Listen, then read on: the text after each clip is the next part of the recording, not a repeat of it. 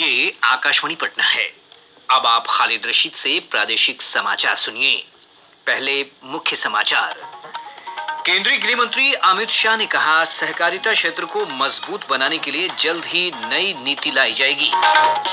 Rail यात्रा को पूर्णतः सुरक्षित बनाने के लिए सभी रेल मंडलों में आज से 1 महीने तक चलने वाला रेल संरक्षा अभियान शुरू।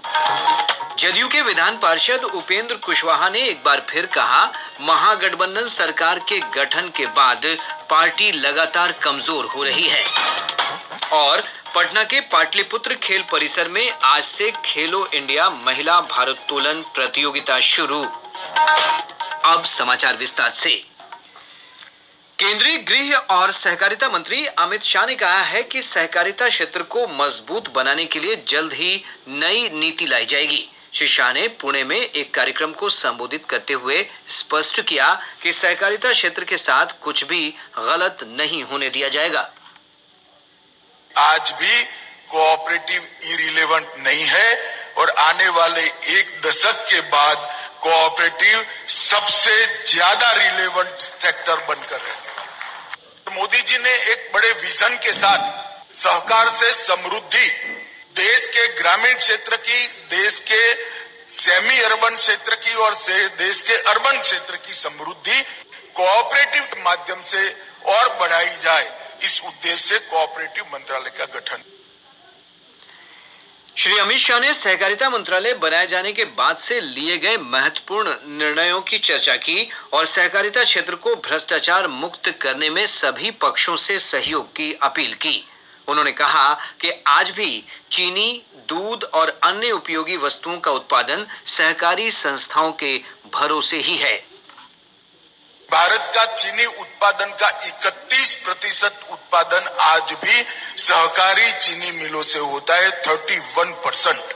दूध के 16% सहकारी संस्थाओं से होता है, जो कॉमर्शियल से कई गुना ज्यादा है। बाकी खुदरा व्यापार होता है, 70% से ज्यादा खुदरा व्यापार होता है। गेहूं की खरीदी देश भर में 13% कोऑपरेटिव्स करते हैं।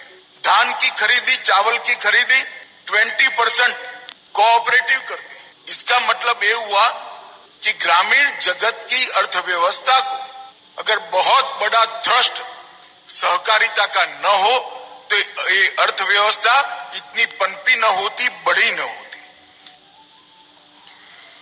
केंद्रीय कृषि और किसान कल्याण राज्य मंत्री कैलाश चौधरी ने कहा है कि केंद्र सरकार कृषि और किसानों के विकास के लिए संकल्पबद्ध है।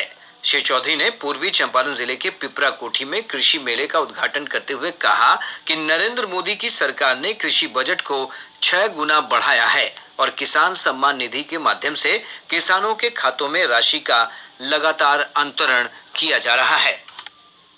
कृषि को बढ़ाने का, बजट को बढ़ाने का काम किया उनके कार्यकाल नरेंद्र मोदी जी के नेतृत्व में। तो आज जो उस समय 22,000 करोड़ रुपए था, वो आज कृषि का बजट बढ़कर 1,25,000 करोड़ रुपए हो चुका है, जो लगभग 6 गुना बढ़ी हुई है। लगभग 60,000 से 65,000 करोड़ रुपए किसान सम्मान निधि के जो पैसे हैं, तो हर 4 महीने में नरेंद्र मोदी जी एक बटन दबाते हैं और लगभग 11.5 करोड़ जो किसान है, उन सबके अकाउंटों के अंदर ये पैसा किसान के अकाउंट में पहुंच जाता है।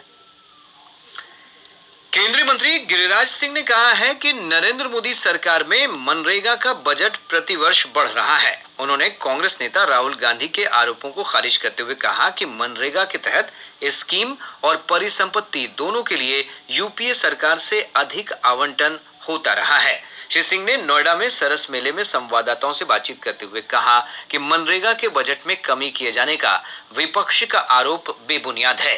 उन्होंने कहा कि विपक्षी नेताओं को आरोप लगाने से पहले तथ्यों की ठीक से पड़ताल कर लेनी चाहिए।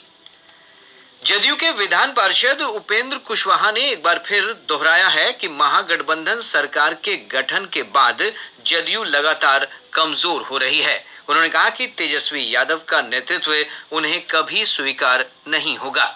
पटना के सिन्हा लाइब्रेरी सभागार में आज से शुरू हुई 2 दिवसीय बैठक के दौरान इस विषय पर चर्चा की गई और इस संबंध में प्रस्ताव भी पारित किया गया। बैठक में उपेंद्र कुशवाहा के कई समर्थक, विधान पार्षद, पूर्व विधायक और अन्य नेता भाग ले रहे हैं। हालांकि जदयू के बड़े नेताओं समेत अधिकतर लोगों ने इस बैठक से दूरी बना ली है। उपेंद्र कुशवाहा के जदयू के शीर्ष नेताओं के साथ मतभेद के सार्वजनिक होने के बाद इस बैठक को उनके शक्ति प्रदर्शन के रूप में भी देखा जा रहा है।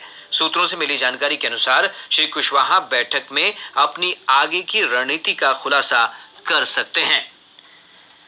पटना में चल रहे भाकपा माले के 11वें महाधिवेशन के चौथे दिन आज मजदूरों, सफाई कर्मियों और संविदा कर्मियों के अधिकारों को लेकर चर्चा की गई।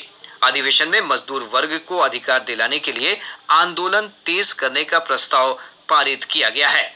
पार्टी के वरिष्ठ नेता राजीव डिमरी ने संवाददाताओं से बातचीत करते हुए कहा कि पार्टी मजदूर वर्ग की ताकत को कमजोर नहीं होने देगी।